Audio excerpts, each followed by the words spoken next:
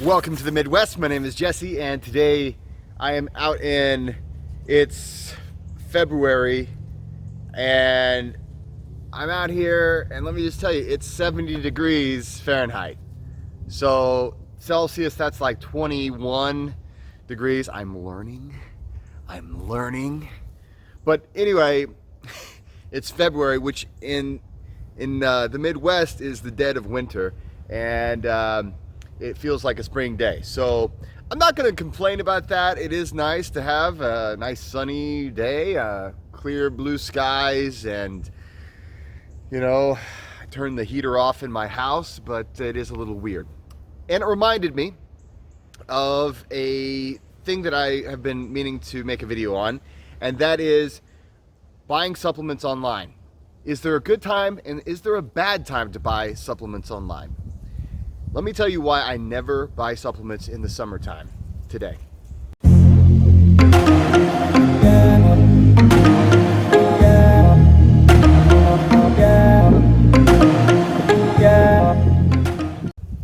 Welcome to the Midwest. My name is Jesse, and today we're talking about why I never buy supplements online during the summertime.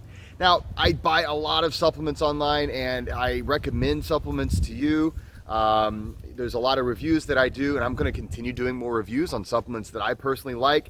I try not to do supplement reviews on things that are already kind of beaten to death, like creatine, which I do take, and I think it's a great supplement as well. But everybody's done a supplement review on creatine. It is the most researched supplement out there, so why do you need to hear about it from me? I guess if you really want to hear about it from me, you can ask me about it in the comments below. But that's not the point of this video.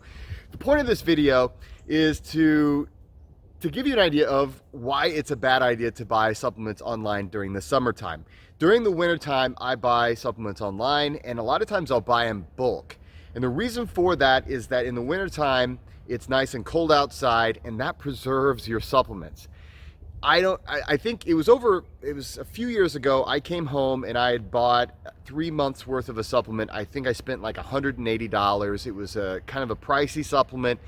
And I came home and I found it sitting on my front porch in the direct heat. It was like 90 degrees out Fahrenheit, which, okay, 90 Fahrenheit, that's gotta be like, okay, it's this much Celsius. I'm learning, but I haven't gotten that one yet. I mean, okay. I don't know what I just put up there because I'm doing that in editing, but that's got to be close. Maybe we're talking like 35. Am I close? I don't know. The point is, it was hot. It was a hot day, and the direct sun was on it. This particular supplement was in R, and the problem with this supplement especially is that it's not even really safe to have this in room temperature. You need, as soon as you get it, you need to put it in the freezer, and there's a lot of supplements like that. If you're buying certain supplements online, especially if you're buying probiotics or oils, fish oil, flaxseed oil, other kinds of oils, those things require temperature control. Now, almost every supplement does, okay? So it's not just those supplements, but those supplements, first of all, acidophilus, probiotics, things of that nature, it will just kill the acidophilus, all the probiotics, they just die in the heat. They need to be refrigerated. So cold is important for that. But also, if you were to take fish oil or, like for instance, a NAD booster, there's a high probability, if it's been in the heat, that it's not only no longer the thing that you've paid for, that you want, it's now actually harmful to your body. It's actually harmful to take. And then you might even get sick immediately from it, like stomach ache, things like that, but you might not even really notice it, and you're taking in something that maybe might have a carcinogenic effect, might even have the opposite effect. In the case of NR, that particular supplement it'll change, and it has the opposite effect. So instead of getting the anti-aging, longevity, anti-cancer, all these things effect that they claim that the supplement does have, which I'll do a supplement review on that particular one later on because I'm not so convinced anymore. But the point is, it can turn into a compound that has the exact opposite, so that it actually blocks your body's natural ability to do those good things. So almost every supplement requires you to keep them cool, keep it in a cool, dark place, right? The Traveling Wilburys did a song on that. But the point is, that's an aside. But the point is, every supplement requires that temperature control. And the thing is, if you're getting something from Amazon, if you're getting something that is delivered to you by mail, I can't blame the delivery guy for putting it on the front porch like he's supposed to, or putting it in the mailbox, which may be in direct sunlight whenever that's the person's job. That's what they're supposed to do.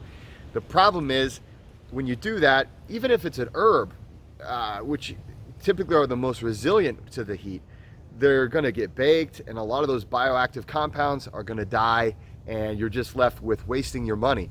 So I do go to mom and pop shops, GNCs, Vitamin Shop, places like that. I specifically go to GNC myself, but you may hate GNC. I'm not here to talk about that, really. It's up to you. Whatever you go to, a place you find trustworthy.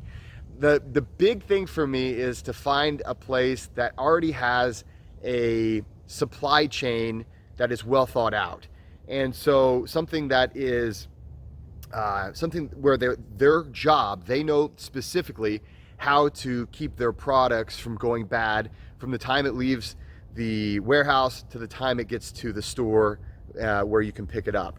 Not every place does that. A lot of places are going to have like if you get it from some places, maybe they sell Kleenex and toilet paper and all these other things, and then they have the herbs and supplements in the same shipment and with the same temperature control. So I try to get something where I believe, okay, this is most likely they've spent some time and money in making sure that the supply chain is quality, and that they're going to get the supplement to me and it's not going to be garbage by the time I pay my hard-earned money for it.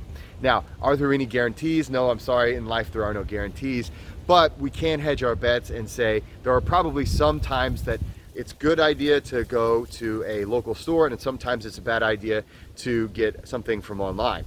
Now, personally, I'm a big proponent of trying to shop locally. I love using online shopping, and I do it a lot, but if I have the opportunity, I want to help those local business owners to stay around, because there's sometimes I really just I need it now, and I want to be able to go to the store and buy it now. It's also great to form a relationship with people and actually have interactions with other human beings. So that's another reason why I like to go to the mom and pops, or I like to go to the franchise stores where maybe they're family owned, maybe it's owned by a franchisee, things like that. And I like to do that myself. Now, I don't gain anything by saying this. And actually, if you use my links, I would love it if you use my links, because a small portion of that goes back to producing this show. But I don't want you to be using them and getting garbage product. I don't want you to arrive to your home and it's like 40 degrees Celsius. Notice I use Celsius first. 40 degrees Celsius, or I believe that is like 104 degrees Fahrenheit. So that would be like a crazy hot day. but the point is, I don't want you to get a product that you spent good money on, and at best case, it doesn't work. At worst case, it makes you sick or does the opposite of what you think you're getting from that product. So anyway, that is why I recommend, if you're going to buy online, it's totally fine to buy in bulk on whenever it's the winter months. It gets to your home, put it in the freezer. Whenever you do that, it helps suspend that clock. It helps slow down that clock of aging. And in the freezer, you can keep a lot of supplements for a long period of time. So that's what I recommend that you do. Again, it's all just my personal advice. These are things that I've just picked up over the years, but that is my advice to you, and I hope it helps. Please feel free to like and subscribe. If you have a supplement that you'd like me to review, chances are that I'm somewhat familiar with it, and if I'm not, I'd love to be familiar with it. So please put it in the link below. Thanks so much, guys. Please feel free to go out there and be nice to people. Actually, feel very free to go out there and be nice to people.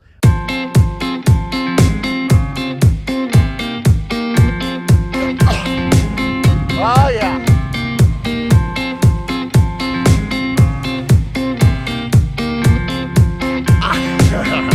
Okay. Snow Angel.